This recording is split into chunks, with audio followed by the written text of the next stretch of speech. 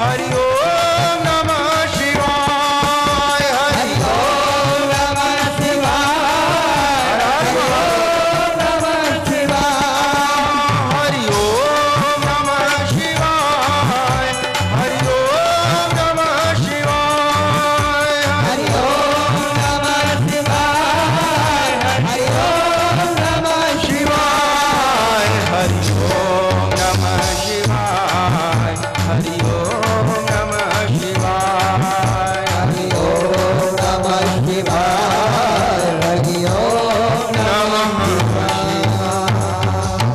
बोलिए भक्तवत्सल भगवान की जय। उमापति महादेव की जय।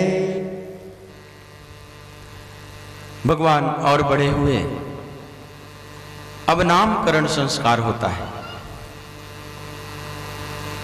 सुखदेव जी महाराज कहते हैं कि राजन, एक दिन वसुदेव जी ने अपने कुलगुरु गर्गाचार्य को बुलाया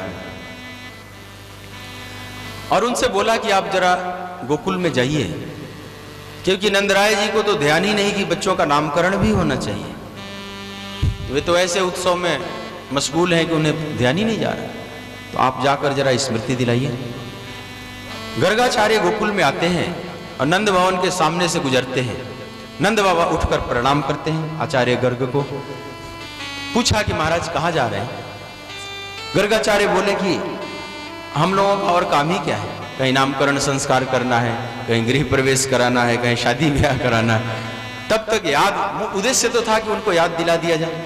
नंद बाबा बोले, अरे महाराज आपने बढ़िया याद दिलाई, मेरे यहाँ तो दो दो लाला हैं, अभी एक का भी नामकरण नहीं हुआ है। तो महाराज आप नामकरण करें, संस्कार संपन्न कराइए, हम लोग आप ही से कराना चाहते हैं। गर्गाचार्य जी बोले कि यदुनाम हम आचार्य ख्यातश्च भुवि सर्वतः सुतम मया संस्कृतम ते मन्यते देवकी सुतम। नंदराय जी, मैं यदुवंशियों का कुलगुरु हूं और अगर आपके लाला का नामकरण संस्कार मैं करता हूं और यह खबर कंस तक चली गई तो कंस समझ जाएगा कि हो न हो ये वही बालक है जो देवकी का 8वां गर्भ था और नंद के यहां पल रहा है, और आपके बालक पर अनिष्ट आ सकता है। इसलिए मैं यह कलंक लेना नहीं चाहता, क्योंकि आप कोई भी उत्सव मनाते हैं तो छोटे स्तर पर तो मनाते नहीं, आप तो धूमधाम से मनाते हैं और कंस तक यह खबर पहुंच जाएगी। नंद बाबा बोले कि आचार्य आप चिंता न करें, हम लोग ऐसे उत्सव मनाएंगे कि जिसका की भनक किसी को न लगे। गौशाले में यह सब कर्मकांड पूरा किया जाएगा। मैं रहूंगा, जसोदा रहेगी, रोहिणी रहेगी और दोनों पुत्र रहेंगे और आप रहेंगे। 6 व्यक्ति छोड़कर और 7वां नहीं रहेगा, किसी को पता नहीं चलेगा। गर्गाचार्य तैयार हो जाते हैं और गौशाले में यह सब आयोजन हो रहा है। दोनों माताएं बालकों को लेकर बैठ गई, लेकिन बदला बदली कर ली।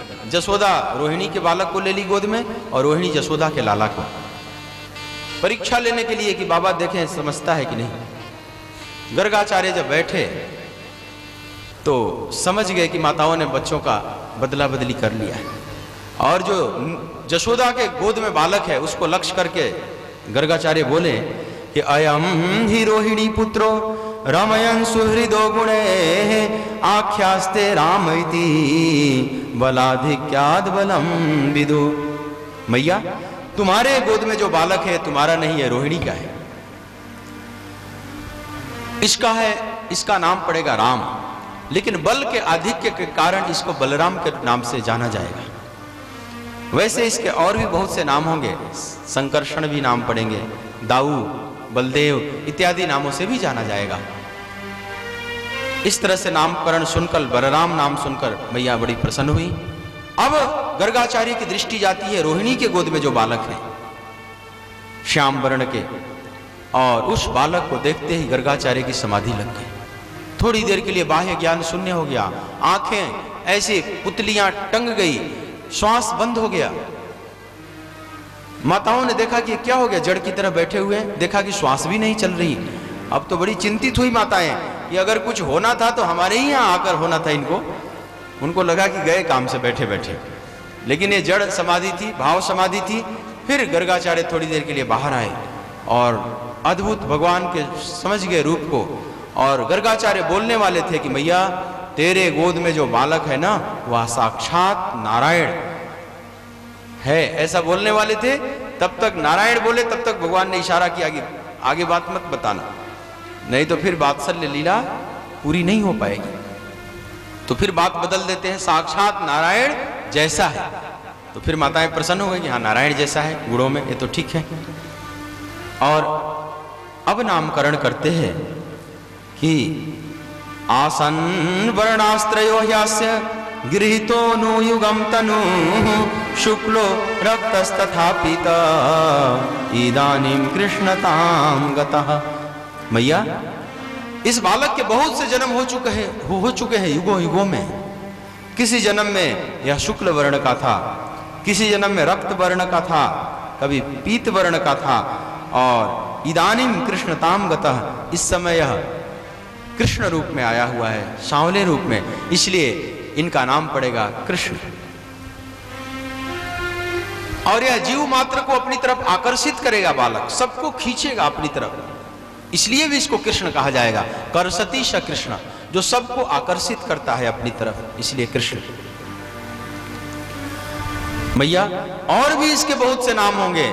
यह वसुदेव का भी पुत्र है, इसलिए वासुदेव नाम से किसी जन्म में ऐसा बोल दिया।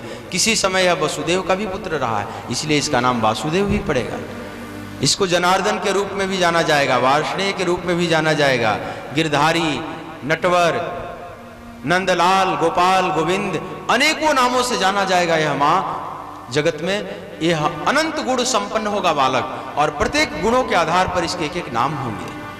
केशव, जनार्दन, सब इसके नाम पड़ेंगे। इस तरह से नामकरण संस्कार पूरा हुआ। बहुत प्रसन्न हुए नंद बाबा, मैया जसोदा, रोहिणी जी इत्यादि। खूब दक्षिणा दिया, लेकिन और किसी दक्षिणा की जरूरत नहीं थी। भगवान के रूप माधुर्य दर्शन की दक्षिणा उन्होंने पा लिया था, और बड़े मग्न होकर अपने सौभाग्य की प्रशंसा करते हुए गर्गाचार्य चल देते हैं मथुरा की तरफ। सुखदेव जी महाराज कहते हैं कि प्रिय परीक्षित, एक दिन की बात है, नंद बाबा यमुना जी स्नान करके आए, अपने पूजा कक्ष में गए और पूजा करने लगे। पहले शालिग्राम को स्नान करा रहे हैं, अनेकों द्रव्यों से स्नान करा रहे हैं, शर्करा से, शहद से, घी से स्नान कराए, फिर जल से। और कन्हैया धीरे धीरे पूजा कक्ष में बढ़ने लगे, लेकिन बाबा ने देखा कि आ रहा है, अभी स्नान वगैरह भी नहीं किया। बाबा ने रोक दिया कि नहीं नहीं, अंदर मत आना, वहीं रहो, लाला अंदर मत आओ। अब लाला वहीं पर रुक गया और देखने लगा कि बाबा बहुत सुंदर स्नान कर रहे हैं शहद इत्यादि से। तो मुख में पानी आ गया लाला के, ये शालिग्राम तो बड़े मीठे मीठे हो गए हैं, रोज शहद से स्नान कर रहे हैं, लेकिन अंदर आने के लिए मनाही है। खैर सब पूजा वगैरह देखा कि शालिग्राम को विधिवत तिलक लगाया, सब तुलसी दल चढ़ाया, फूल चढ़ाया, और सब पूजा विधिवत संपन्न करके फिर मुख पर थोड़ा कपड़ा ढक के और जाप करने के लिए बैठ गए नंद बाबा। और मौका पाकर कन्हैया प्रवेश कर गए। अब नटखटपना शुरू हो गया इनका। जाकर शालिग्राम के ऊपर से फूल तुलसी सब हटाकर, और शालिग्राम एक जामुन की तरह थे, छोटे छोटे, देखने में काले काले लग रहे थे, छोटे छोटे, तो कन्हैया मुख में डाल लिए। थोड़ी देर के बाद जब जाप पूरी करके नंद बाबा देखे तो सामने शालिग्राम गायब। इधर बाईं तरफ देखे तो यहाँ भी नहीं, दाहिनी तरफ देख रहे हैं तो ये लाला बैठा हुआ है, उसका गाल फूला हुआ है। अब समझ गए कहीं यही तो नहीं मुख में डाल लिया, और मारे ऐसा गुलचा कि मुख से बाहर आ गया शालिग्राम, और एक चपत भी लगा दिया। लाला रोने लगा। मैया दौड़ कर आई, क्या हो गया, गोद में ले ली लाला को। और तो नंद बाबा बोले कि समझाओ अपने पुत्र को, ये तो बहुत बिगड़ता जा रहा है, मेरे भगवान को खा गया। तो नंदरानी बोली कि इसको क्या पता है, तो बच्चा इसको क्या पता कि भगवान होते हैं और क्या होते हैं। अब दोनों में झगड़ा हो गया, थोड़ा कलह हो गया दोनों दंपति में कि तुम अब इसी तरह से इसको एक दिन सिर पर चढ़ा लोगी तो एक दिन बिगाड़ दोगी अपने लाला को। लेकिन नंदरानी बोली कि नहीं, हमारा लाला नहीं बिगड़ेगा। इस तरह से दोनों आपस में थोड़ा झगड़ा हो गया, और फिर लाला को लेकर नंदरानी चली जाती है, लेकिन एकांत में ले जाकर कान पकड़कर बोलती है कि अरे भगवान जी को तुम खा गया, शालिग्राम को खा गया, पता है तेरे कान पक जाएंगे। लाला कन्हैया बोले कि मैया मेरे को क्या पता, मैं तो देखा कि बड़ी शहद पी पी कर बड़े मीठे हो गए होंगे, तो मैं तो थोड़ा मुंह में डाल लिया कि कितने मीठे हैं। तो मैया और चिंतित हो जाती है कि ये तो बहुत शरारती हो गया। सुखदेव जी कहते हैं कि धीरे धीरे और भी शरारत बढ़ रही है। कृष्ण का नटखटपना जैसे जैसे बड़े हो रहे हैं, नटखट और ज्यादा होते जा रहे हैं। और यही एक सौंदर्य भी है। भगवान का नटखटपना ही इतना माधुर्य उत्पन्न करता है कि भक्त गाते रहते हैं। परमहंस चूड़ामणि आचार्य सुखदेव जैसे महापुरुष इन बाल लीलाओं का बड़े भाव से कथन कर रहे हैं। कितना रस भरा हुआ है, उस नटखटपना में ही रस भरा हुआ है। कृष्ण का वह नटखटपना भक्तों के लिए बड़े आनंद का विषय है। सुखदेव जी महाराज कहते हैं कि राजन एक दिन अपने सखाओं के साथ खेल रहे थे ब्रह्मांड घाट पर यमुना किनारे। थोड़ा एकांत में चले गए, यमुना के किनारे जाकर एक मिट्टी की डली अपने मुख में डाल लिया। और जैसे ही मुख में मिट्टी डाली, उसी समय सब सखाओं ने देख लिया और सब सखा आकर कन्हैया को घेर लिए और पकड़कर मैया की तरफ ले चलने लगे कि आज चलो मैया के पास ले चलते हैं हम लोग, तुमने मिट्टी खाई है ना। मतलब सखा भाव है, तो मैया पिटाई करेगी तो इन लोगों को अच्छा लगेगा, सखा भाव है ना तो अच्छा लगेगा। अब सब कृष्ण को पकड़ लिए, कन्हैया अपराधी की तरह हो गए और सब पकड़कर मैया के पास लाने लगे। मैया दरवाजे पर खड़ी है और मैया के पास लाकर कहने लगे कि जशोदा तेरे लाला ने माटी खाई, जशोदा तेरे लाला ने माटी खाई, जशोदा तेरे लाला ने माटी खाई, जशोदा तेरे लाला ने माटी खाई। कछु मुख में कछु मुख लपटाई, कछु मुख में कछु मुख लपटाई, कछु मुख में कछु मुख लपटाई, कछु मुख में कछु मुख लपटाई, कछु मुख में कछु मुख लपटाई। जशोदा तेरे लाला ने माटी खाई, जशोदा तेरे लाला ने माटी खाई, जशोदा तेरे लाला ने माटी खाई, जशोदा तेरे लाला ने माटी खाई। कृष्ण को प्रस्तुत कर दिया मैया के सामने। सुखदेव जी कहते हैं कि जशोदा ने कान पकड़ लिया कन्हैया का और कहती है कि कस्मान मृद मंदात्मानम भवान भक्षितवान रह वदंती ताव काहेते कुमारास्ते ग्रजोपयम। अरे चटोरे, एक नया नाम दे दिया मैया ने। अरे चटोरे, तुमने मिट्टी खाई, ये सखा तुम्हारे बड़े भाई दाऊ ठीक बोल रहे हैं ना, बोल तुमने मिट्टी खाई। कान पकड़ के ऐसे पूछ रही है दरवाजे पर। तब कृष्ण बोलने लगे, सफाई देने लगे कि नहीं मैया, मैंने मिट्टी नहीं खाई। ना हम भक्षितवान अम्ब सर्वे मिथ्याभिशंसिना यदि सत्य गृहस्थरी समक्षम पश्य में मुखम। मैया, मैंने मिट्टी नहीं खाई और सर्वे मिथ्याभिशंसिना, ये सब झूठ बोल रहे हैं। देखो, रंगे हाथों पकड़े जाते थे फिर भी साफ झूठ बोल देते थे। ऐसा झूठ बोलने वाले भी धरती पर शायद पैदा हुआ। एकदम रंगे हाथों पकड़े गए और इतना ही नहीं, सब उन्हीं लोगों को अपराधी सिद्ध कर दिए। सर्वे मिथ्याभिशंसिना, सब झूठ बोल रहे हैं, ये झूठे हैं, मैं सही हूं। लेकिन भगवान जब झूठ बोलते थे तो प्रमाण के साथ, ये नहीं कि खाली झूठ बोल दिए, उसका साक्ष्य भी प्रस्तुत करेंगे कि मैं सही बोल रहा हूं, इसका एविडेंस, इसका साक्ष्य भी प्रस्तुत लो कि यदि सत्य गृहस्थरी, अगर तुझे नहीं विश्वास हो रहा है तो समक्षम पश्य में मुखम, तुम मेरे मुख में देख लो। अब तो सखा ही घबराए कि इतनी दावे के साथ कह रहा है, अब कहीं अगर मुख में मिट्टी नहीं दिखाई पड़ी तो पिटाई तो हम ही लोगों की हो जाएगी उल्टी। मैंने झूठ भी बोलते थे तो बड़ी ऐसे सत्य की तरह छुपाते थे उसको। अगर झूठ भी बहुत कड़ाई से आप कहो कि मैंने नहीं किया है,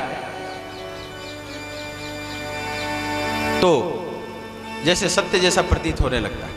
एक बार कहते हैं कि एक व्यक्ति था, चोरी किया था कहीं, और अदालत में केस चल रहा था, 20 साल से केस चल रहा था, और दोनों तरफ के वकील लड़ रहे थे, और एक से एक साक्ष्य प्रस्तुत करें दोनों, और वो खड़ा होकर सुनता था रोज। जब जब तारीख पड़ती थी, 20 साल के बाद जज ही फेडअप हो गया है कि मेरे को समझ में नहीं आ रहा कि क्या निर्णय दूं, इसका पक्ष भी कुछ सही लग रहा है, इसका पक्ष भी सही लग रहा है। तो अंत में जो चोर था ना, उसी से पूछ लिया कि भाई तुम ही बता दे सही सही, 20 साल का मामला है, राफ साफ कर दिया जाएगा, जो भी मैं निर्णय कुछ दे दूंगा, तू सही सही बता दे तुम ही कि मामला क्या है। तो बोला कि महाशय 20 साल पहले तो मुझे भी लगा था कि मैंने चोरी की थी, लेकिन वकीलों का बहस सुन सुनकर अब मुझे भी संशय हो गया कि मैंने चोरी की भी है कि नहीं की है। ऐसे ऐसे मैंने पूरा प्रमाणिक रूप से अगर बोला जाता है ना कई बार, तो लोग, हमारे एक बहुत बड़े वकील हुए, हरि सिंह गौर थे ना वकील, हमारे डॉक्टर प्रोफेसर ईश्वी शर्मा जी बैठे हुए हैं सागर यूनिवर्सिटी, जिसने उसको बनाई हरि सिंह गौर, उन्हीं के नाम पर। वो बहुत बड़े वकील थे ना, अंतर्राष्ट्रीय स्तर के वकील थे। तो उनके बारे में कहा जाता है, वो कभी एक बार चाइना में कहीं गए थे बहस करने, और वहाँ से थके थके आए हुए थे, और एक छोटा सा केस था, तो उनके लिए छोटे मोटे केस कोई जितना कोई खास बात नहीं, तो वे उनको थके थकाए थे, उनको बहस करना था कि जल्दी चलो इस केस को निपटा दो। तो गलती से भूल गए, वो जो दूसरा पक्ष था ना, उसको अपना पक्ष समझ लिए, ध्यान नहीं रहा, सोए नहीं थे कई दिन से, इसलिए ध्यान नहीं रहा, और उसी के पक्ष में बोलने लगे। अब तब तक लोगों ने पीछे से इशारा किया कि अरे क्या बोल रहे हैं आप, उसके पक्ष में बोलते चले जा रहे हैं। तब उन्होंने कहा कि अच्छा ऐसी बात है, अभी मैं ठीक कर देता हूं, देखो। फिर उन्होंने कहा कि माय लॉर्ड, अभी तक जो मैंने बात कही वो उसके पक्ष की बताई कि वो उसके पक्ष में क्या क्या बातें हैं, अब हमारे पक्ष की बात सुनिए, और अपने पक्ष ये रह के फिर केस जिता दिया। ऐसी ऐसी भी घटनाएं कहते थे। अपने जब बच्चों विद्यार्थियों को पढ़ाते थे तो बोलते थे कि देखो जब केस लड़ने जाओ ना, जब अदालत में जाओ वकालत करने, बहस करने, तो अगर तुम्हारा पक्ष ठीक भी हो तो भी पुस्तक लेकर जरूर जाओ, और बार बार पुस्तक को पटको, बार बार खोलो। तो विद्यार्थियों ने पूछा कि इससे क्या फर्क पड़ेगा? बोले कि इससे बहुत प्रभाव पड़ता है साइकोलॉजिकल, कि एकदम प्रमाण, इसके बाद हाथ में पुस्तक है, एकदम जो भी कह रहा है तुरंत खोल के दिखा देगा, यहाँ पर है, इस धारा का में लिखी हुई बातें, और अगर गलत है तो भी तुम इतनी जोर जोर से बोलो कि ऐसा लगे कि नहीं तुम ठीक बोल रहे हो। इसीलिए कई बार वकील बहुत चिल्लाते हैं, गलत पक्ष को भी बहुत चिल्लाकर सिद्ध करने का प्रयास करते हैं। तो तुम जोर जोर से चिल्लाकर बोलोगे, वकील को दब्बू टाइप का नहीं होना चाहिए, उसकी जीभ चलती रहे और खूब कड़ाई से बोले तो लगेगा कि नहीं ये ठीक बोल रहा है। तो कृष्ण की यही स्थिति है, रंगे हाथों पकड़े गए हैं और कहते हैं कि मैंने नहीं खाई, और ये सब झूठ बोल रहे हैं, सर्वे मिथ्या विशंसिना। लेकिन इतने से बात नहीं बनेगी, मैया अगर तेरे को नहीं विश्वास है तो प्रमाण भी प्रस्तुत करता हूं, समक्षम पश्य में मुखम, तुम मेरे मुख में देख लो। अब तो सखाई 2 कदम पीछे हट गए, ये ऐसे बोल रहा है कहीं न मिला तो मेरी पिटाई होगी। तो फिर सखाओं ने कहा कि मैया अब वो मुख में थोड़ी मिट्टी होगी, वो तो पेट में चली गई होगी। फिर भी मैया बोली कि नहीं, फिर भी मुख खोलो, कुछ तो चिन्ह बचा होगा, कुछ तो पता चल जाएगा कि तुमने खाई थी मिट्टी, मुख खोल। और भगवान वहीं पर लीला करते हैं, जैसे ही मुख खोले सुखदेव जी महाराज कहते हैं कि प्रिय परीक्षित, जशोदा ने देखा, उसका ठीक ठीक वर्णन नहीं हो सकता। जशोदा देखती है कि अनेक ब्रह्मांड नाच रहे हैं उनके मुख में, ब्रह्मांड के ब्रह्मांड जैसे गुच्छे के गुच्छे नाच रहे हैं। धीरे धीरे अपना ब्रह्मांड उसमें दिखाई पड़ने लगा, अपने ब्रह्मांड में अपनी मंदाकिनी जो है आकाश गंगा वो दिखाई पड़ने लगी।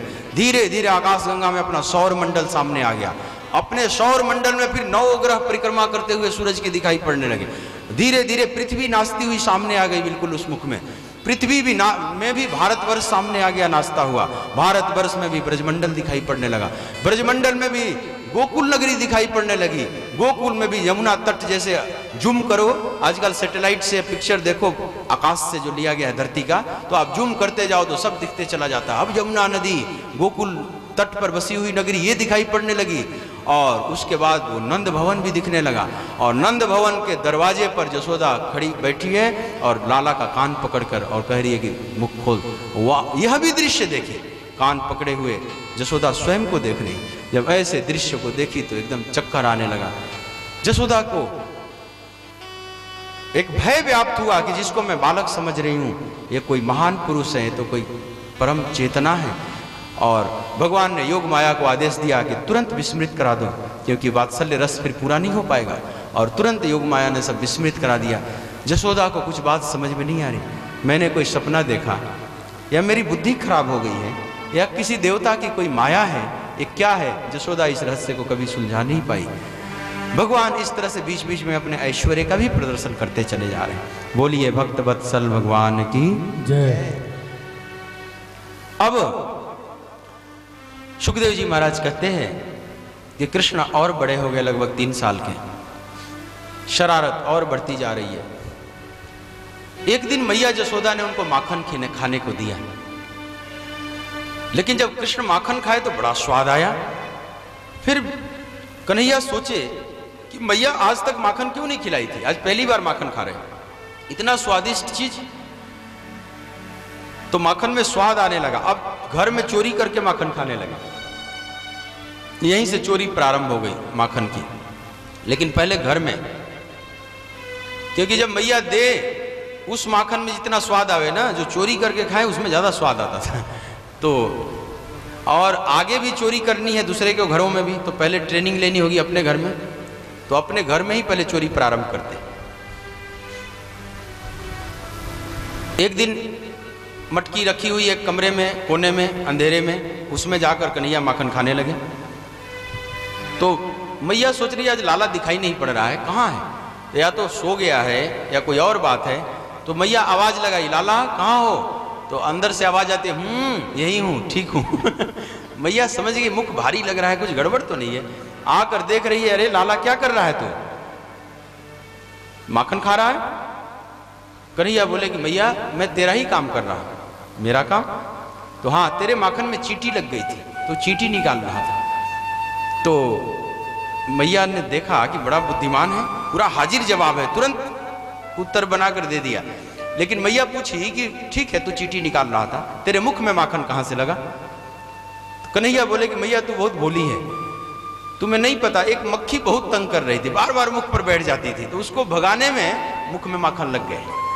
मैया एक तरफ से तो खुश भी हो रही है कि बहुत तीव्र मेधावी है, तुरंत उत्तर दे देता है, लेकिन एक तरफ से चिंतित भी हो रही है कहीं बिगड़ न जाए, कहीं बाद में शरारती न हो जाए। तो इस तरह से, लेकिन अब कृष्ण देख रहे हैं कि अब मैया क्या की कि अब माखन नीचे नहीं रखती थी कि बिगड़ जाएगा, चोरी की आदत पड़ जाएगी, तो अब छीके पर रखने लगी ऊपर। अब चोरी देखो घर से प्रारंभ हो गई है। जो बड़े चोर होते हैं ना, उनका पिछला रिकॉर्ड आप देखेंगे तो पहले घर से चोरी शुरू किए, अपने पिता के जेब से निकाल लेंगे पैसा। तो एक बार एक बाप अपने कोट को ढूंढ रहा था, घर में जल्दी कोट दिखाई नहीं पड़ रहा था, तो फिर अपने बच्चे से पूछा कि मुन्ना तुमने कोट देखा मेरा कहाँ है?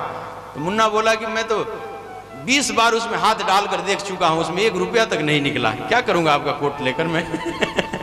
तो बाद आजकल जेब में पैसे भी नहीं रखते लोग, सब ATM कार्ड बना लिए हैं, क्रेडिट कार्ड बना लिए हैं, तो बच्चे परेशान हैं, उनको जेब में हाथ डालते हैं, निकलता कुछ नहीं। पुराने ज़माने में सब जेब में ही रखना पड़ता था, तो कई बार लड़के जेब गायब कर देते थे। आजकल जेब में पैसा नहीं निकलता, इसीलिए पॉकेटमारी कम हो गई है। पॉकेटमारी भी, पॉकेट जो काटते थे ना पहले ज़्यादा काटते थे, आजकल काटते हैं तो उसमें कुछ निकलता ही नहीं। ATM कार्ड निकलेगा तो क्या मिला उससे, क्योंकि कैश बहुत कम रखते हैं। हाँ, माताएँ हैं भोली भाली जो होती हैं, चैन पहन कर आ जाएंगी और बोलते हैं परसों कईयों का टूट गया, तो कल तो सावधान रही, शायद ठीक रहा। तो यह बहुत जो बुद्धिमान माता है वो सब लॉकर में रखती है, वो नहीं निकलती, और आर्टिफिशियल पहन कर आती है, नकली। तो कई बार ऐसी ऐसी घटनाएं भी घट जा रही है, आजकल देख रहे हैं कि कहीं एक बार करनाल में सुना कि कॉलोनी में एक बूढ़ी माता बैठी है, खूब बढ़िया सोने का खूब गहना पहन, और आए मोटरसाइकिल से रुके और उनका तोड़ ताड़ के उनके सामने ही लेकर भाग गए। और दूसरी स्त्री के साथ एक किए जो आर्टिफिशियल पहनी थी, वो जा रही थी रास्ते से, उसका चेन तोड़ा, जब तोड़ के आगे बढ़ने लगे तो वो स्त्री बोली कि ले जाओ नकली है। ऐसी बात बोली तो वो लोग मोटरसाइकिल रोक कर आए और एक थप्पड़ लगाए, बोले नकली पहनती हो, फिर कह के भाग गए। ऐसे ऐसे भी चोर हो गए, मैंने इतने हिम्मत वाले हो गए हैं। तो नकली ज़्यादा पहनती है, इसलिए तोड़ने वालों को भी कुछ खास हाथ कई बार नहीं लगता। तो घर में ही चोरी प्रारंभ करते हैं चोर, इसलिए कृष्ण पहले घर में प्रैक्टिस करने लगे। लेकिन मैया ने छीके पर रख दिया मटकी। अब कन्हैया देखे कि अब तो बड़ी मुश्किल कर दी, ऊंचाई पर रख दी, कैसे पकड़ूं। तो सुखदेव जी महाराज कहते हैं कि एक दिन एक बछड़ा खोल कर लाए, बछड़े को नीचे खड़ा कर दिए मटकी के, और उस पर चढ़कर और मटकी पकड़ लिए, और मटकी एक हाथ से पकड़कर दूसरा हाथ डाले, और जैसे ही माखन निकालने को हुए तब तक बछड़ा आगे बढ़ गया और मटकी पर लटक गए, मैया मैया बचाओ बचाओ। इस तरह से मैया फिर आकर देखी कि तो बहुत शरारती हो गया। फिर भगवान ने सोचा कि अब घर में चोरी बहुत कर लिया, बार बार पकड़ा जाता है, अब मजा नहीं आ रहा, अब थोड़ा बाहर चोरी की जाए। तो एक मंडली निर्मित किया चोरों की, सब बच्चों को इकट्ठा किया और प्रत्येक घर से एक एक बच्चों को अपनी मंडली में शामिल किया। क्यों? क्योंकि अगर पकड़ा भी जाऊंगा तो सजा कम मिलेगी, उसके घर का भी बच्चा है उसमें शामिल। तो मंडली बनाकर और रोज कोई ना कोई उलाहने आने लगे जसोदा के यहाँ, रोज कोई ना कोई उलाहना आता था। एक दिन तो अनेकों गोपियां मिलकर ग्रुप बनाकर और नंदरानी के यहाँ आई। जसोदा दूर से देखी कि आज क्यों आ रही है, मैंने कोई आमंत्रण भी नहीं भेजा है, कोई उत्सव भी मेरे घर में नहीं, क्यों ये सब समूह में आ रही हैं गोपियां और थोड़े चेहरा गंभीर बनाकर आ रही हैं सब। और कन्हैया मैया का पल्लू पकड़कर खड़े हो गए, थोड़े डरे हुए हैं कि मेरी शिकायत लगाएंगी सब गोपियां आकर उलाहना देने लगती हैं कि नंदरानी आप अपने लाला को समझाइए। नंदरानी बोली क्या बात है? तो आपका लाला चोरी करने लगा है, वो भी माखन की, बहुत शरारती हो गया है, कभी कभी हम लोगों के बछड़ों को खोल देता है उसकी रस्सी, और समय में दूध निकालने का जब समय होता है उससे पहले 1 घंटे पहले खोल देता है, सब दूध पी जाते हैं बछड़े, और माखन खा जाता है। नंदरानी बोली कि मेरा लाला आपका माखन क्यों खाएगा, क्या मेरे यहाँ माखन की कमी है? गोपियों ने कहा कि फिर भी आप मेरी बात मानिए, आपका लाला चोरी करता है। तो फिर नंदरानी बोली कि अगर मान लो चोरी करता है तो थोड़ी सी माखन प्रेम से दे दिया करो इसको। गोपियां बोली कि नंदरानी ये कोई बड़ी बात नहीं, हम लोग दे देंगे, लेकिन ये केवल माखन अकेले नहीं खाता, सब सखाओं को खिलाएगा, बंदरों तक को खिलाएगा। और दूसरी बात कहता है कि नहीं, मुझे तुम लोग माखन दोगी तो ये अच्छा नहीं लगता, मुझे चोरी का माखन अच्छा लगता है, अब बताओ हम लोग क्या करें। तो नंदरानी बोली कि ऐसा करो कि तुम लोग थोड़ा माखन ऊपर रखो छीके पर। बोली वह भी करके देख ली, छीके पर रखी तो एक अपने सखाओं के साथ आता है, एक दूसरे पर खड़ा करके चढ़ जाता है सबसे ऊपर, और सब माखन खा जाता है, बंदरों को खिलाता है, स्वयं भी खाता है, सखाओं को खिलाता है, अंत में मटकी भी फोड़ देता है, खाने के बाद मटकी भी फोड़ देता है।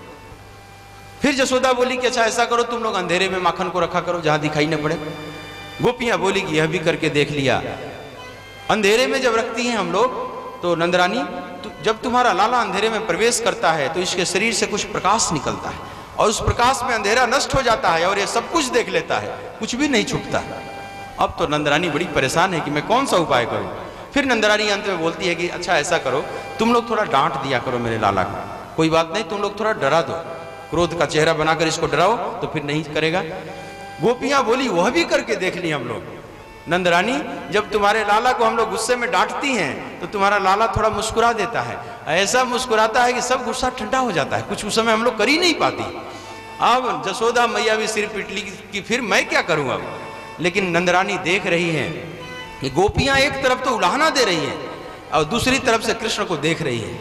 मतलब असली उद्देश्य उलाहना देना नहीं था, ये तो एक बहाना था, असली उद्देश्य था कृष्ण को देखना, दर्शन करना। और मैया इनके मनोगत भाव को गोपियों के समझ जाती हैं और फिर गोपियों को लौटाती है कि ठीक है मैं अपने लाला को समझाऊंगी, आप लोग जाओ।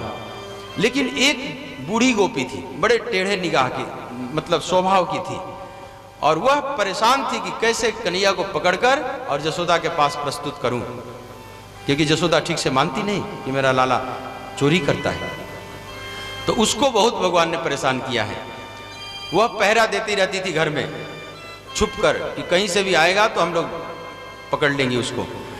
एक दिन कन्हैया अपने सखाओं के साथ आए और बोले कि ताई तुम्हारी जो बहू है ना, जमुना जी जल लेने गई थी, तुम्हें पता है जल लेकर आ रही थी, पाँव फिसल गया और गिर पड़ी है, उसके शायद पैर भी टूट चुके हैं, ऐसा भी हो सकता। अब वह बूढ़ी गोपी घबराई कि लाला ऐसी बात है, और दौड़ी देखने के लिए अपनी बहू को, और इधर सब माखन उखन खाकर भाग खड़े हुए और देखे कि बहू तो पानी लेकर आ रही है, उसको कुछ भी नहीं हुआ है।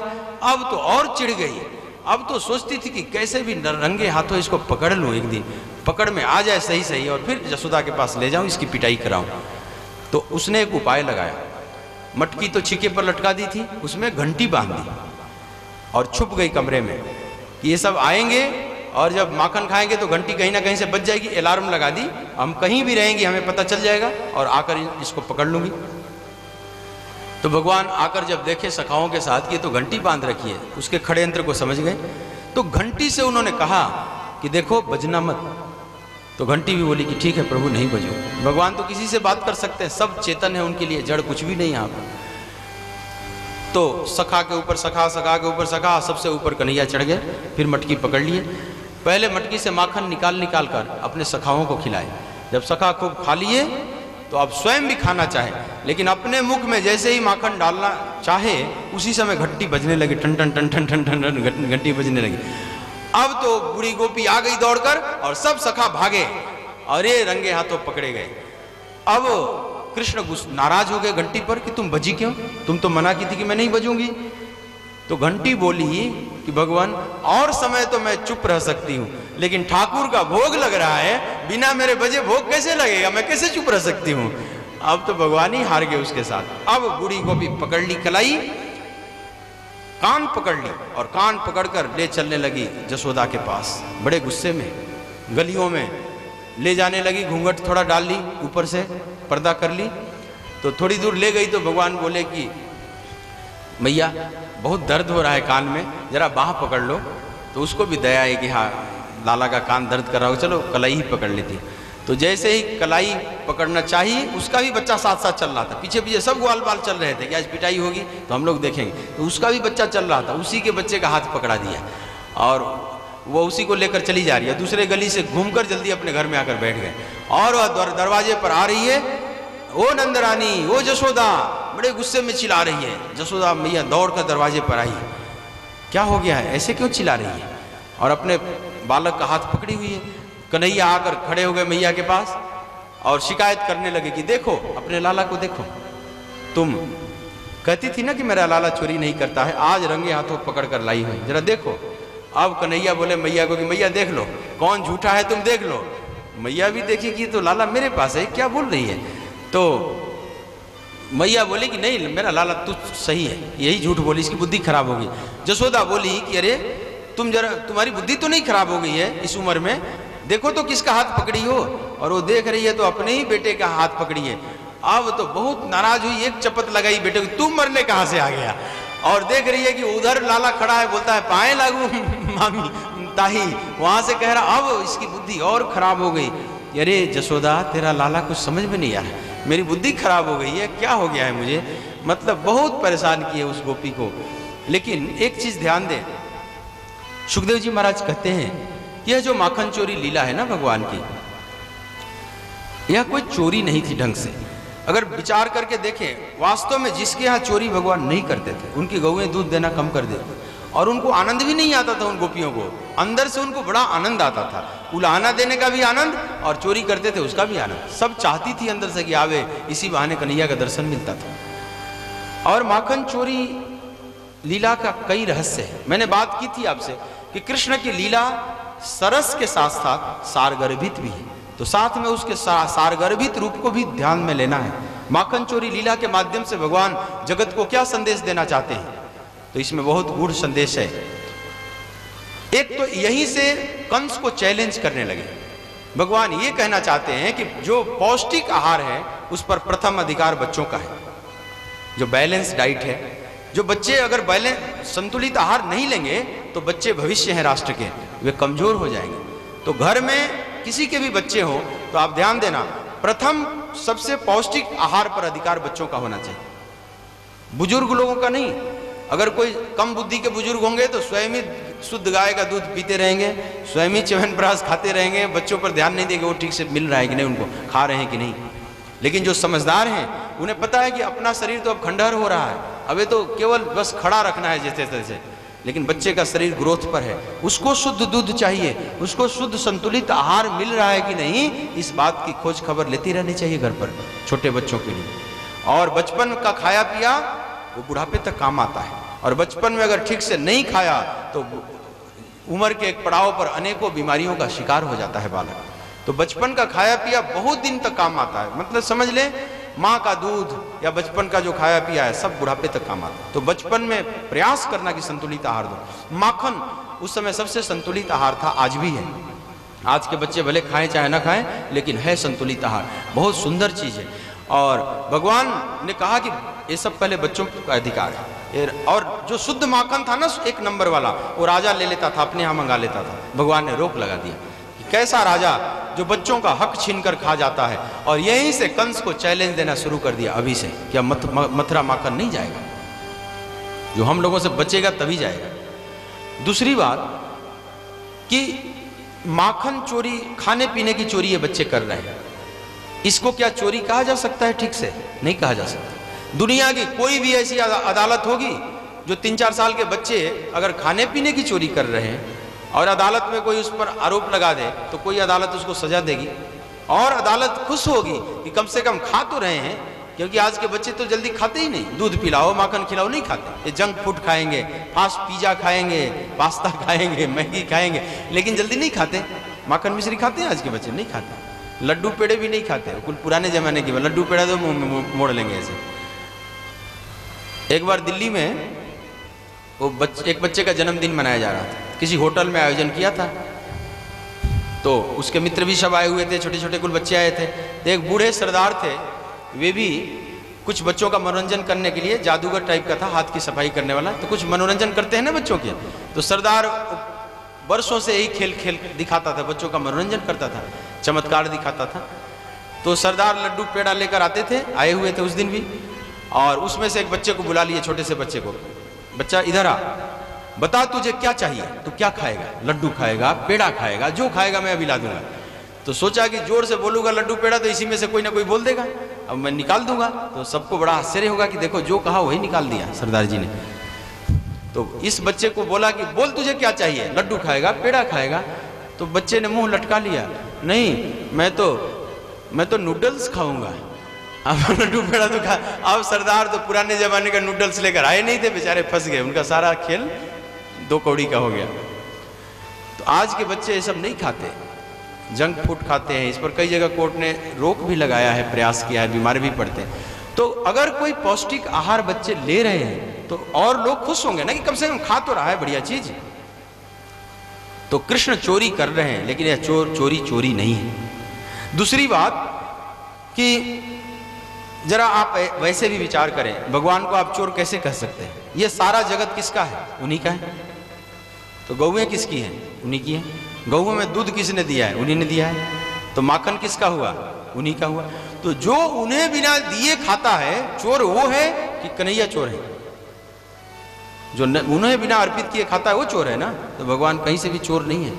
और एक और बात इसमें, इसके आध्यात्मिक स्वरूप को समझ ले। माखन मतलब सार भाग, माखन मतलब सार भाग होता है।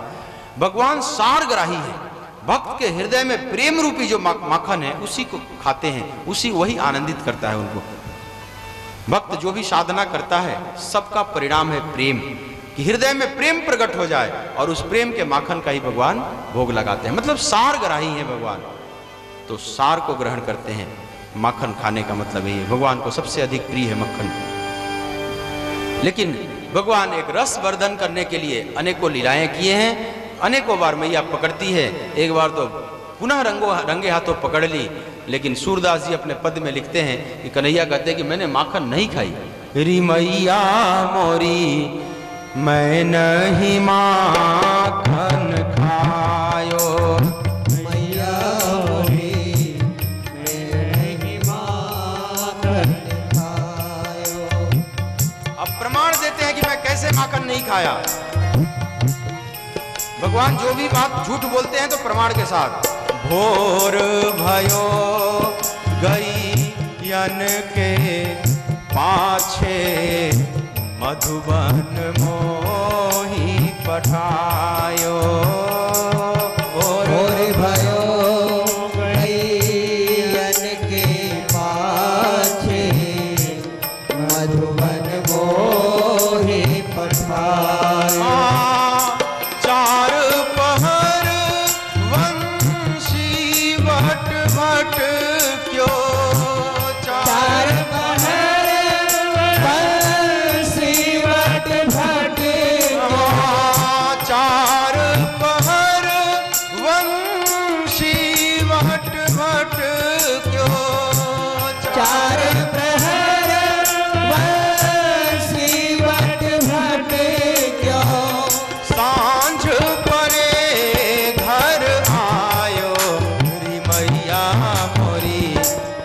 मैं नहीं माखन खायो। रे मैया मोरी मैं नहीं माखन खायो।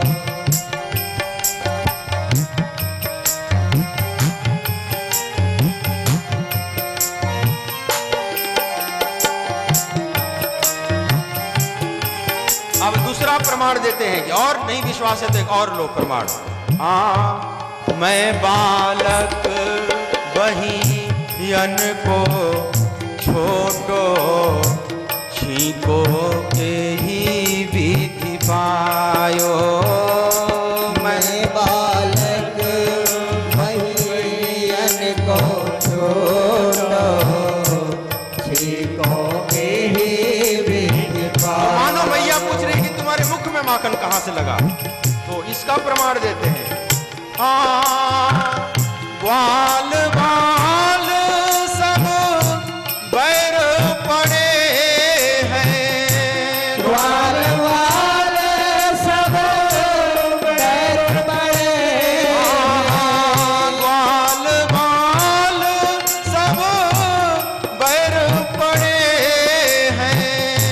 ग्वाल बाल सब बैर पड़े हैं। बरबस मुख लपटायो री मैया मोरी मैं नहीं माखन खाए। रे मैया मोरी मैं नहीं माखन खायो। मैया मोरी मैं नहीं माखन खायो।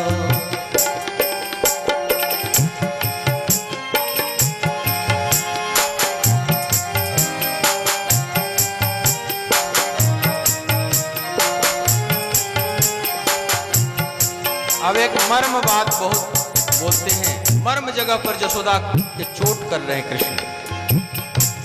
तू जननी मन की अति भोरी, इनके कहे पति आयो। तू जननी मन की अति भोरी, इनके कहे पति आयो। और मर्म तीर मारते हैं। हाँ, जिय तेरे कछु भेद पड़ो है। जिय तेरे कछु भेद पड़ो है। हाँ, जिय तेरे कछु भेद पड़ो है। जिय तेरे कछु भेद पड़ो है। जानी परायो जायो री मैया मोरी मैं नहीं माखन खायो। रे मैया मोरी मैं नहीं माखन खायो। रे मैया मोरी मैं नहीं माखन खायो।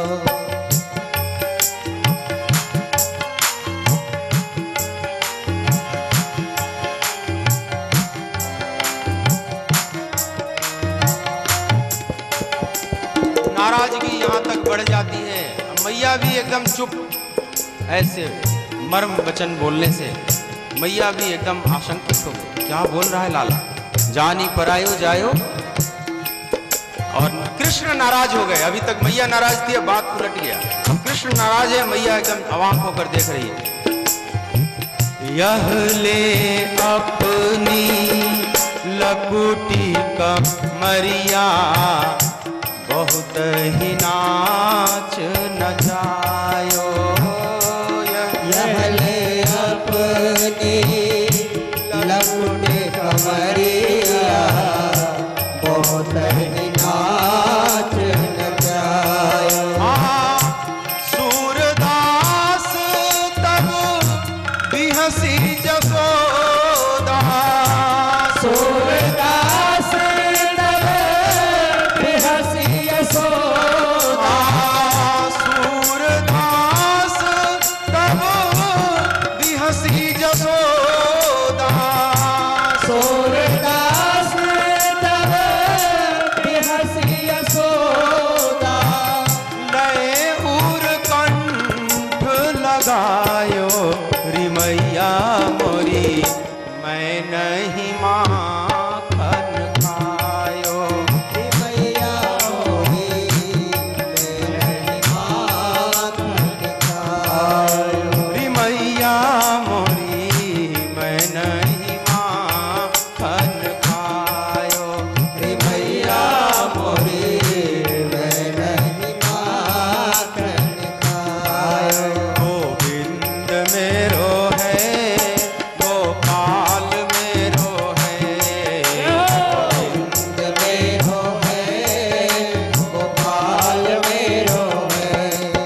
गोविंद मेरो है गोपाल मेरो है गोविंद मेरो है गोपाल मेरो है मेरो बांके बिहारी नंदलाल मेरो है मेरो बांके बिहारी नंदलाल मेरो है गोविंद मेरो है गोपाल मेरो है गोविंद मेरो है गोपाल मेरो है मेरो बांके बिहारी नंदलाल मेरो है बांके बिहारी नंदलाल मेरो है गोविंद मेरो है गोपाल मेरो है गोविंद मेरो है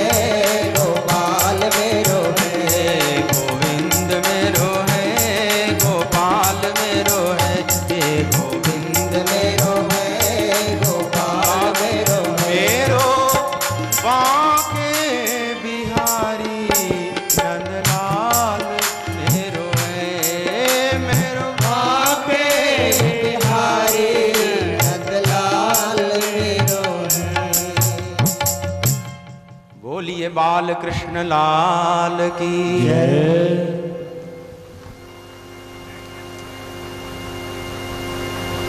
भगवान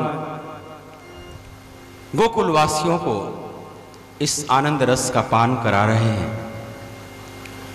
और यह लीलाएं विश्व प्रसिद्ध होती चली गई। भक्त आज भी गाकर आनंद का अनुभव करते हैं। आपने सैकड़ों बार इस लीलाओं का श्रवण किया है, फिर भी जी करता है कि बार बार सुने। तो गोकुल वासियों के आनंद वर्धन के साथ साथ जो आने वाली पीढ़ी है, भविष्य को भी दृष्टि में रखकर भगवान ये सब लीला संपन्न कर रहे हैं। इसी क्रम में आचार्य सुखदेव जी महाराज कहते हैं कि प्रिय परीक्षित, यशोदा अपने लाला से बहुत प्रेम करती है। स्वयं अपने हाथों से दूध गर्म करती है, दही जमाती है, मक्खन निकालती है, खिलाती है। जबकि यशोदा के यहाँ बहुत सी सेविकाएं हैं, लेकिन जब लाला के सेवा की बात आती है तो माँ स्वयं करती है। यही माँ का मतलब है। एक सच्चे माँ का लक्षण है कि अपने हाथों से अपने पुत्र की सेवा करे। भाड़े के नौकर चाकर रखकर बच्चों की सेवा उसको न सौंपे। तभी तो मातृत्व की गरिमा भी है ना। मां किस बात की? मां का स्थान जो इतना ऊंचा दिया गया है। आधुनिक युग में कई नारियां ऐसी हो गई हैं जो ठीक से मां नहीं बनना चाहती, कितनी तो बनना नहीं चाहती, बहुत लंबे समय तक टालती जाती। फिर कईयों के मन में ऐसा होता है कहीं से गोद ले लेंगे, या कहीं आजकल उधार भाड़े का कोख भी पैदा हो गया है, सेरोगेसी, उसमें बच्चे दूसरे के शरीर से पैदा कर लो, अपना शरीर खराब ना हो। और घर में मेड इत्यादि रखकर बच्चे का लालन पालन करा लेते हैं, लेकिन ये ठीक नहीं है। कभी नौकर चाकरों से अपने बच्चे का लालन पालन मत कराना, और खासकर तब तक जब तक बच्चा अभी बोलने लायक ना हुआ है। क्योंकि अगर मेड मान लो गुस्से में है और तुम तो चली गई कहीं बाहर ड्यूटी पर और दिन भर वह संभाल रही है, इधर उधर का गुस्सा भी उस बच्चे पर निकालेगी। अभी फेसबुक पर मैंने देखा एक दृश्य, शायद शर्मा जी भी देखे होंगे, आप ही ने शेयर किया था, आपने शेयर किया था, मैंने भी उसको शेयर किया। वह इतना दर्दनाक सीन है, वह 3-3.5 मिनट का वीडियो है, वो कहीं सीसीटीवी कैमरे में वो आ गया है, आप देख नहीं पाओगे ठीक से, आप 3 मिनट 4-3.5 मिनट झेल नहीं पाओगे, दोबारा तो बिल्कुल देखने की हिम्मत नहीं पड़ेगी, एक बार में ही आप तंग आ जाएंगे। जरा उस दृश्य को देखोगे, एक 6 महीने का बच्चा है, छोटा सा, शायद बच्ची है, बच्चा है, जो भी, अभी वो खड़ा भी नहीं हो पा रहा, हाथ पांव पर है, और मम्मी तो चली गई है ड्यूटी पर अपने मेड पर छोड़कर, और मेड बड़े गुस्से में है, पता नहीं किस बात की, और उसी पर निकाल रही है गुस्सा, ऐसे पिटाई कर रही है उसकी, और बड़ी चालाकी से पिटाई कर रही है कि कोई ऐसा दाग ना लग जाए कि मम्मी उसकी आएगी तो उसको पता चले। ये बच्ची कह तो नहीं पाएगी कुछ भी कि मेरे साथ क्या हुआ, और उसको ऐसे तकिए से ऐसे बार बार खड़ी हो रही है, रो रही है, फिर मारती है उसको, इतनी पिटाई की है कि 3-3.5 मिनट हृदय दहलाने वाला सा। और संयोग से सीसीटीवी कैमरे में रिकॉर्ड हो गया, उस ध्यान नहीं था उसको कि मेरा रिकॉर्डिंग हो रही है, और रियल सीन उसको लोगों ने फिर फेसबुक पर डाला। अगर तुम देख लोगी कोई भी स्त्री, तो फिर अपने बच्चे को जब तक वो बोल नहीं पा रहा है तब तक किसी और के हाथ में छोड़कर नहीं जाओ, क्योंकि अबोध बच्चा वो कुछ कह भी नहीं सकता, उसको किस तरह से वो प्रताड़ित की, किस तरह से उसको टॉर्चर किया, वो तो कुछ बता भी नहीं सकता। तो अगर मां बनना है, कई लोग उस पर कमेंट लिखते हैं बड़े गुस्से में, या तो तुम मां बनो ही मत, या तो बनो तो अपने बच्चे का ठीक से पालन करो अपने हाथों से। जसोदा मैया से प्रेरणा ले, एक आदर्श मां है, सब कुछ घर में है, बहुत कुछ है, सेवक सेविकाएं, लेकिन जब लाला के सेवा की बात आती है तो लाला की सेवा अपने हाथों से करती है, स्वयं माखन निकाल ली, स्वयं अपना दूध पिलाती थी। मां की दूध की भी महिमा सारा जगत जानता है। सबसे संतुलित आहार है दुनिया में मनुष्य के लिए उसकी मां, जो जीव है उसके लिए अपनी मां। इसीलिए आप महीनों मां के दूध पर बच्चे को पाल सकते हैं, कोई और किसी अलग से आहार देने की जरूरत नहीं है, क्योंकि जो कुछ भी चाहिए भगवान ने पहले से दे रखा है, जो तत्व चाहिए सब तत्व उसमें भरपूर मात्रा में, तो सबसे संतुलित। तो जहां तक बच्चा पी सके वहां तक दूध पिलाते रहना चाहिए, क्योंकि वह दूध बहुत काम आता है।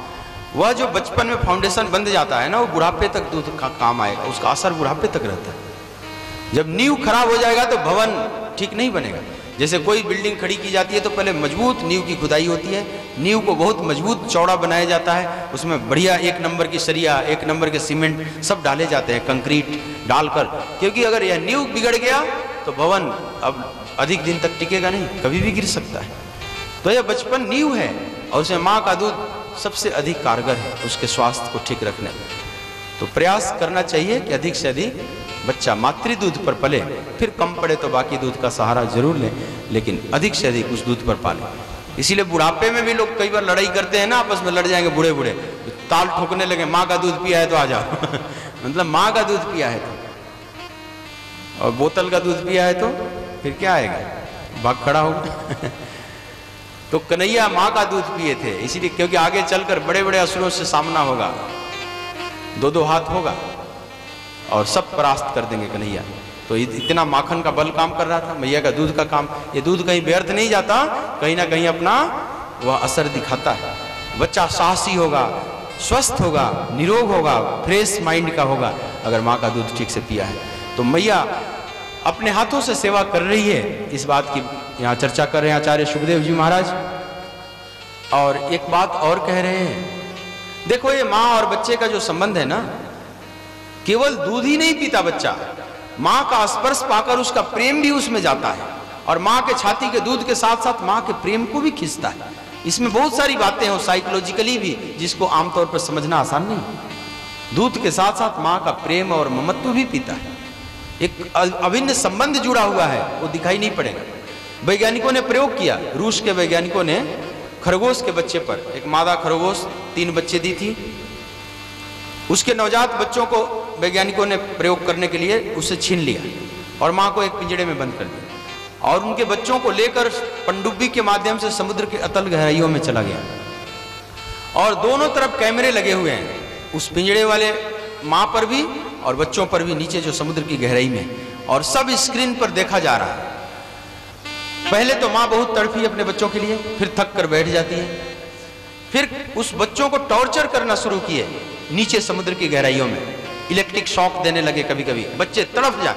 जब बच्चे तड़पे तो पिंजड़े में जो माँ थी ना वह भी तड़प जाती थी, जबकि बहुत दूरी है, दोनों में बहुत फासला है, लेकिन माँ को कैसे पता चल जा रहा है कि मेरे बच्चे बहुत कष्ट में हैं।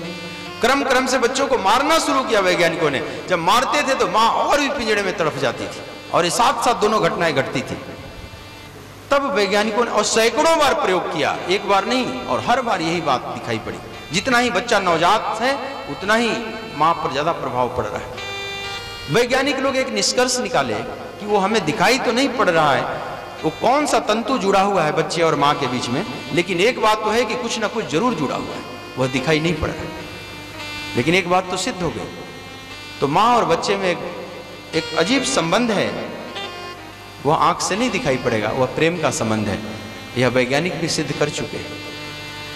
तो बड़े लाड़ प्यार से बच्चों का पालन करना चाहिए, यही मातृत्व की गरिमा भी है, इसीलिए माँ को माँ कहा गया है। जसोदा मैया वह सब कुछ पूरा कर रही है, एक आदर्श माँ का जो चरित्र होना चाहिए नंदरानी में सब दिखाई पड़ रहा है। आगे की लीला जिसको दामोदर लीला के नाम से जाना जाता है, बहुत प्रसिद्ध है, उखल बंधन की लीला, उसका श्रवण करेंगे। आइए एक भजन का श्रवण करते हैं, फिर दामोदर लीला का श्रवण करेंगे। बोलिए बाल कृष्ण लाल की तो एकाओ दिन हाथ लगाए दूंगी, मत फोड़े बही के मटकी। हो तो एकाओ दिन हाथ लगाए दूंगी, मत फोड़े बही की मटकी। तो एकाओ दिन हाथ लगाए दूंगी, मत फोड़े बही की मटकी। तो एकाओ दिन हाथ लगाए दूंगी, मत फोड़े बही की मटकी। मत फोड़े दही की मटकी, मत फोड़े दही की मटकी, मत फोड़े दही की मटकी, मत फोड़े दही की मटकी। मत फोड़े दही की मटकी, मत फोड़े दही की मटकी, मत फोड़े दही की मटकी। जय हो। मत फोड़े दही की मटकी। वो तो एकाओ दिन, तो एकाओ दिन, जय हो। तो एकाओ दिन हाथ लगाए दूंगी, मत फोड़े दही की मटकी। तो एकाओ दिन हाथ लगाए दूंगी, मत फोड़े दही की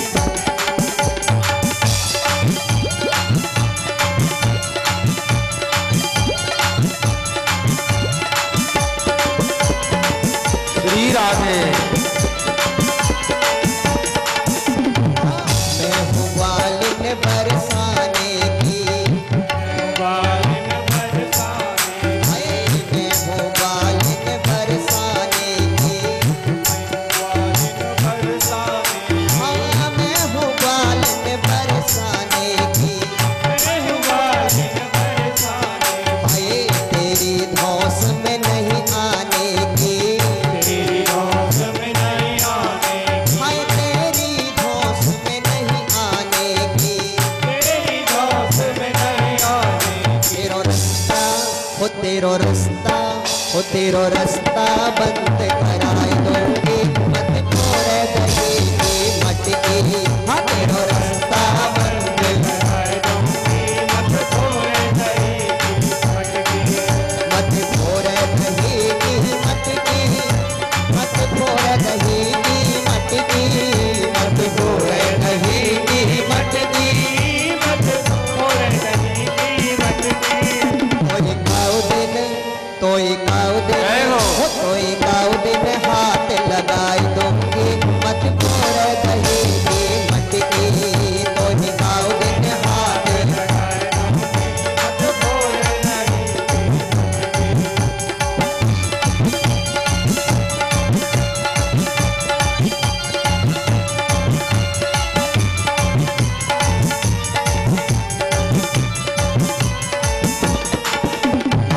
है ब्रज में तू उत्पाती, है रयो ब्रज में तू उत्पाती, है रयो ब्रज में तू उत्पाती, है रयो ब्रज में तू उत्पाती। अनेक शर्म तो को नहीं आती, शर्म तो को नहीं आती, अनेक शर्म तो को नहीं आती, ओ तेरी कंस पे, हाँ तेरी कंस पे खबर कराए दूंगी, मत फोड़े दही की मटकी, तेरी कंस पे खबर कराए दूंगी, मत फोड़े दही की मटकी, मत फोड़े दही की मटकी, मत फोड़े दही की मटकी, मत फोड़े दही की मटकी, मत फोड़े दही की मटकी। तोई खाओ दिन, तोई खाओ दिन, ओ तोई खाओ दिन हाथ लगाए दूंगी, मत फोड़ दही की मटकी, तोई खाओ दिन हाथ लगाए दूंगी, मत फोड़ दही की मटकी।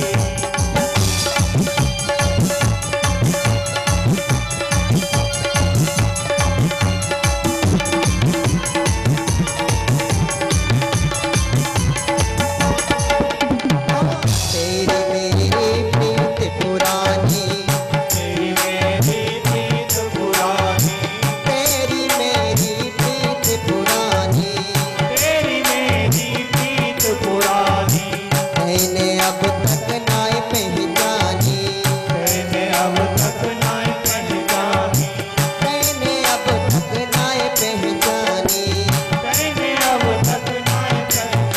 कोई नैनन हो तोई नैनन, हाँ तोई नैनन बीच बसाए दूंगी, मत फोड़ दही की मटकी, तोई नैनन बीच बसाए दूंगी, मत फोड़ दही की मटकी, मत फोड़ दही की मटकी, मत फोड़ दही की मटकी, मत फोड़ दही की मटकी, मत फोड़ दही की मटकी। तोई खाओ दिन, ओ तोई खाओ दिन, जय हो। तोई खाओ दिन हाथ लगाए दूंगी, मत फोड़ दही की मटकी, तोई खाओ दिन हाथ लगाए दूंगी, मत फोड़ दही की मटकी, हाँ तोई खाओ दिन हाथ लगाए दूंगी, मत फोड़ दही की मटकी, मत फोड़ दही की मटकी, वो मत फोड़ दही की मटकी। बोलिए कृष्ण कन्हैया लाल की जय। जय जय श्री राम। बहुत सुंदर ब्रज रस भाव से भरा हुआ यह भजन है। तो है काऊ दिन हाथ लगाए दूंगी। सोचिए भक्त की ताकत है कि भगवान को भी हाथ लगा देगा, उसकी भी खिंचाई हो जाएगी। ये है प्रेम। प्रेम में बड़ा छोटा का सब भाव बह जाता है। कई बार प्रेमी प्रेमास्पद से भी बड़ा दिखाई पड़ता है। और ये गोपियां कर सकती हैं, ग्वाल बाल कर सकते हैं, करते भी थे। कहीं घोड़ा बना देते थे, कहीं रुला देते थे कन्हैया को। गोरे नंद जसोदा गोरी तू कत श्याम शरीर। और गोपियां भी कई बार रुला देती थी। नचायो भगतन ने मोहे नाना भात। जिसकी भ्रिकुटी टेढ़ी हो जाए तो जगत में प्रलय आ जाए। भ्रिकुटी विलास भयंकर काला। जाकी बंक भ्रिकुटी के भय से सागर सप्त उबलते देखा। उनको ही जशुमती के भय से अश्रु बिंदु दृग ढलते देखा। प्रबल प्रेम के पाले पड़कर प्रभु को नियम बदलू। प्रेम में सब नियम उलट गया। जहां भक्त रो रहा था यहां भगवान ही रोने लगे। प्रभु को अश्रु बिंदु दृग ढलते देखा तो हाथ लगा देती थी गोपियां भी कई बार कन्हैया को। बड़ा सुंदर भाव। तो ये ब्रज के ही भक्त कह सकते हैं ऐसी बात। तो एक काऊ दिन हाथ लगाए तू। इसी पर रसखान लिखते हैं ना कि शेष महेश गणेश दिनेश सुरेश हूँ जाही निरंतर ध्यावे। जाही अनादि अनंत अखंड अछेद्य अवेद्य सुवेद्य बतावे। नारद से सुख व्यास रटे पचिहारी थके पुनि पार न पावे। काही अहिर बिछो हरिया छछियावर छाछ पे नाच नचावे। काही अहिर बिछो हरिया छछियावर छाछ में नाच नचावे। बड़े बड़े ऋषि मुनि ज्ञानी पंडित पचिहारी थके पुनि पार न पावे, और उनको अहीर की ये छुहरियां एक प्याली भर छाछ पर नाच नचा देती। कितना विशुद्ध प्रेम रहा होगा। और ऐसे नाचना भगवान को अच्छा लगता है, ऐसे प्रेमी भक्तों के हाथ में नाचना उनको अच्छा लगता है। नाचे नंदलाल नचावे हर की मैया, ऐसे नाचना अच्छा लगता है। गोकुल वासियों के सौभाग्य की सराहना कौन कर सकता है। सुखदेव जी जैसे परमहंस महापुरुष इन लीलाओं में ऐसे डूब गए हैं जैसे गोकुल से बाहर ही नहीं निकलना चाहते। एक दिन की एक घटना सुनाते हैं सुखदेव जी महाराज। प्रिय परीक्षित, कन्हैया लगभग 3.5 साल के हो गए, उत्पात और भी बढ़ गया है। एक दिन मैया लाला के लिए सुबह सुबह उठकर दही बिलो रही है मक्खन निकालने के लिए, कि लाला जगेगा ताजा माखन मांगेगा तो पहले से तैयार करके रखूं। जशोदा के लिए कहते हैं सुखदेव जी कि हाथों से तो लाला के लिए मक्खन निकाल रही है, शरीर मतलब सेवा में लगा है, और वाणी से कृष्ण नाम का कीर्तन कर रही है, और मन से कृष्ण के लीलाओं का चिंतन कर रही है। मतलब शरीर, वाणी और मन तीनों कृष्ण में लगा हुआ है। तीन प्रकार से कर्म होते हैं और तीनों कर्म भगवान से जुड़े हुए हैं। ऐसा भक्त होता है, मन, वाणी और शरीर तीनों लगा हुआ। इसी बीच कन्हैया जग जाते हैं और जग कर मैया के पास आए, थोड़ा आंख मलते हुए। आंखों में जो काजल लगा था ना, तो ऐसे से मलने से गोल गोल हो गया, और जैसे जगन्नाथ जी की आंखें, और आकर रस्सी पकड़ लेते हैं,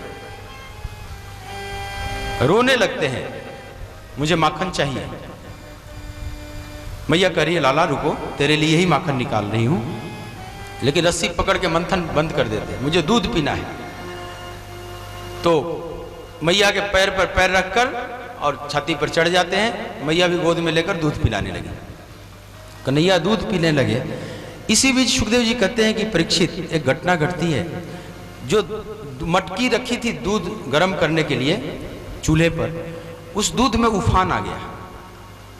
तब तक कोई दूसरी गोपी देखी कि दूध में उफान आ गया, नंदरानी इधर देखी नहीं रही। अरे उसने आवाज लगाई, अब जल्दी से लाला को फेंक कर और भागी दूध को बचाने के लिए। लेकिन यहीं पर कन्हैया नाराज हो गए कि अरे मेरे को ऐसे फेंकी जैसे मेरी कोई वैल्यू ही नहीं, दूध बहुत कीमती चीज हो गया, मैं बिल्कुल नाचीज हूं जैसे। मेरे और मैया के बीच में दूध कहां से आ गया विघ्न बनकर। बहुत गुस्से में आ गए। और ध्यान दो, ये दूध बड़ी घरों में झगड़ा लगाता है, कई बार उफान आ ही जाता है। सभी घरों में दूध में उफान आ जाता है ना, 15 दिन महीने में एक बार तो घटना घटी जाती होगी।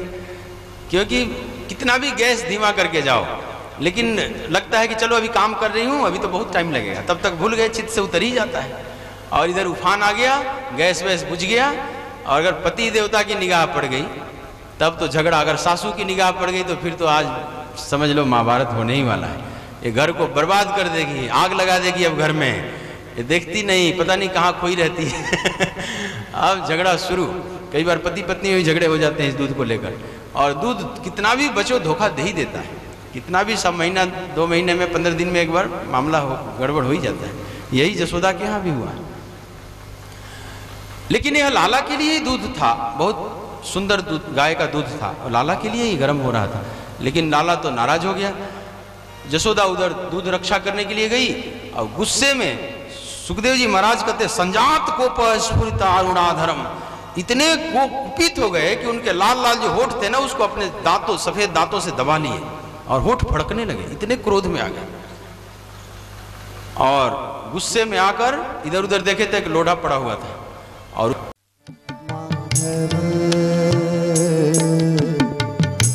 जय कुंज